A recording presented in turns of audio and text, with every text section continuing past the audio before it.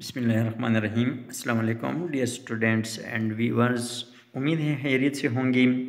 आज हम इस लेसन में पढ़ेंगे डायरेक्ट एंड इनडायरेक्ट नरेशन, यानी डायरेक्ट सेंटेंसेस और इनडायरेक्ट सेंटेंसेस क्या होते हैं, या किसी डायरेक्ट सेंटेंस को इनडायरेक्ट सेंटेंस में किस तरह चेंज किया जा सकता है। अंग्रेज़ी ग्रामर की इस्तिलाह में नरेशन से मुराद हैं तर्ज़ बयान। अंग्रेज़ी ज़ुबान में तर्ज़ बयान सिर्फ दो हैं। अगर किसी के अल्फाज डायरेक्टली दोहराए जाए, जैसे फॉर एग्ज़ाम्पल आप देख रहे हैं इस सेंटेंस में मदर सेंट, यहाँ पे माँ बोलती है, यानी माँ के अल्फाज हैं, यानी माँ ने बोला या माँ बोली। Aslam is working very hard, यानी डायरेक्ट उसके अल्फाज हैं। इस जुमले को क्या कहते हैं, इस तर्ज बयान को क्या कहते हैं, डायरेक्ट नरेशन या डायरेक्ट फॉर्म ऑफ स्पीच कहा जाता है। For example mother said Aslam is working very hard. मैं मदर के मुंह से निकले हुए अल्फाज यानी Aslam is working very hard हर बार दोहराए गए हैं। तो इस तर्ज बयान को डायरेक्ट नरेशन या डायरेक्ट फॉर्म ऑफ स्पीच कहा जाता है। अब इनडायरेक्ट स्पीच किसे कहते हैं? फॉर एग्जाम्पल अगर किसी के अल्फाज बिला कम उकास दोहराए ना जाए, यानी वो डायरेक्टली दोहराए ना जाए, लेकिन बोलने वाला उनका मफहूम अपने अल्फाज में अदा कर दे। जैसे फॉर एग्जांपल अब इस जुमले को मैं इनडायरेक्ट में कन्वर्ट करता हूँ। फॉर एग्जांपल आप देख रहे हैं, या ये जो नीचे जुमला दिया गया है, I say to her you sold your book, I say to her that she sold her book. For example या इस जुमले को Aslam is working very hard, mother said Aslam is working very hard. अब ये डायरेक्ट है। इनडायरेक्ट में यानी उसके अल्फाज हैं, मैं अपने अंदाज में बयान करना चाहता हूँ, तो इसका तरीका क्या है? Mother said that Aslam was working very hard. ये तरीका है, यानी इस तरीके से हम किसी डायरेक्ट सेंटेंस को इनडायरेक्ट में चेंज कर सकते हैं। अब किसी डायरेक्ट सेंटेंस के दो फॉन्ट्स होते हैं। एक फॉन्ट जो इन्वर्टेड कामा से बाहर होता है, जिस तरह आप इन दो जुमलों में देख रहे हैं मदर सेड, और दूसरा पार्ट, इन दोनों जुमलों की दूसरी पार्ट्स जो हैं वो कामाज में बंद है। यानी ये कौम, यानी जो कामा से बाहर हैं, इन कौम या इस फॉन्ट को रिपोर्टिंग स्पीच कहा जाता है, और जो फॉन्ट्स इन्वर्टेड कामास में बंद हैं उन्हें रिपोर्टेड स्पीच कहा जाता है। For example I say to her, I C to her, ये क्या है? ये रिपोर्टिंग स्पीच है।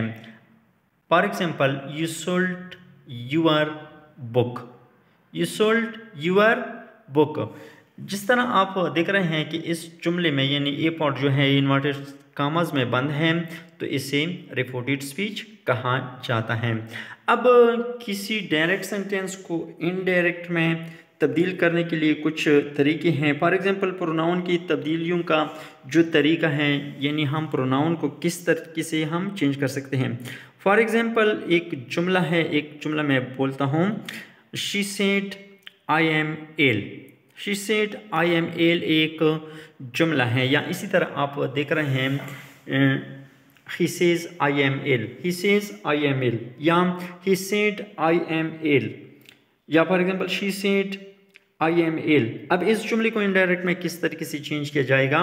she said that she was ill। किसी जुमले को डायरेक्ट स्पीच से इनडायरेक्ट में तब्दील करते हुए इन्वर्टेड कामास के अंदर फर्स्ट पर्सन के प्रोनाउंस को रिपोर्टिंग स्पीच के सब्जेक्ट के पर्सन के मुताबिक तब्दील किया जाता है। फॉर एग्जांपल इस जुमले में आप देख रहे हैं, यानी इसका मतलब क्या है? डायरेक्ट स्पीच से इनडायरेक्ट स्पीच में तब्दील करते हुए, यानी ऊपर के जुमले को आप देख रहे हैं ये डायरेक्ट स्पीच में है। अब इसको मैं इनडायरेक्ट में किस तरीके से चेंज करता हूँ, तो इसका जो तरीका है, इन्वर्टेड कामास के अंदर फर्स्ट पर्सनल प्रोनाउन जो होते हैं आई माई, या for example I and we, ये फर्स्ट पर्सनल प्रोनाउंस हैं।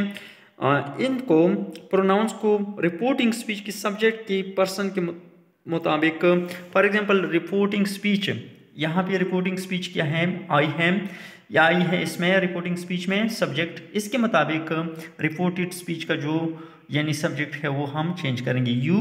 अब यू की जगह हम क्या लिखेंगे, शी।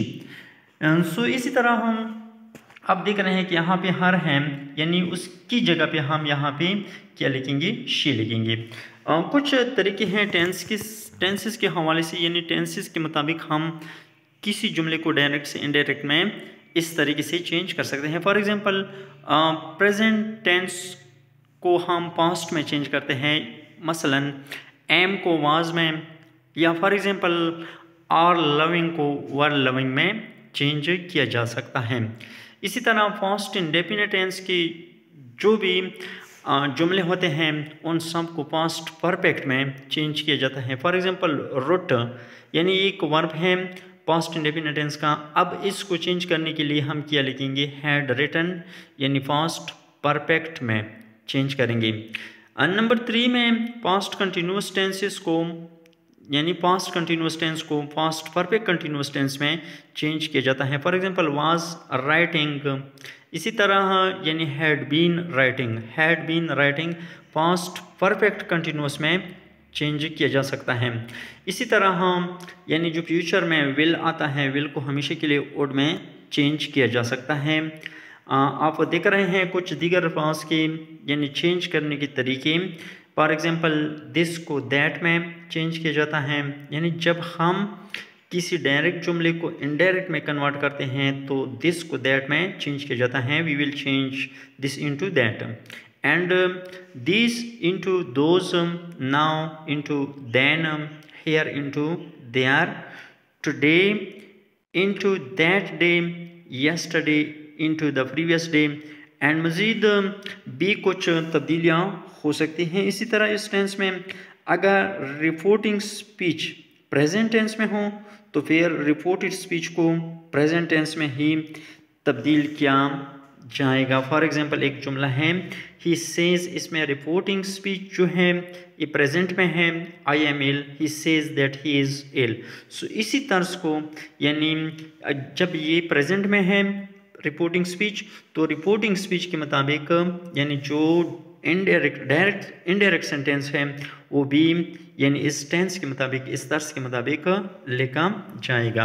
सो इसी तरह हम दीगर भी बहुत सी तब्दीलियाँ हो सकती हैं। फॉर एग्जांपल टुमारो को द फॉलोइंग डे में चेंज किया जा सकता है।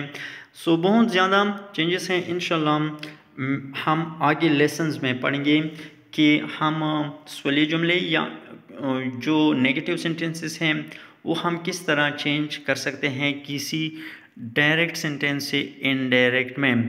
सो उम्मीद है आप इस लेसन से मुस्तफ़ीद होंगे। बार बार ट्राई करें, लिखने की प्रैक्टिस करें, कोई जुमला लेके उसे दोबारा इनडायरेक्ट में यानी डायरेक्ट से इनडायरेक्ट में चेंज करें।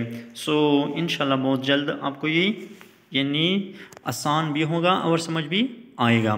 सो तब तक के लिए अल्लाह हाफिज़।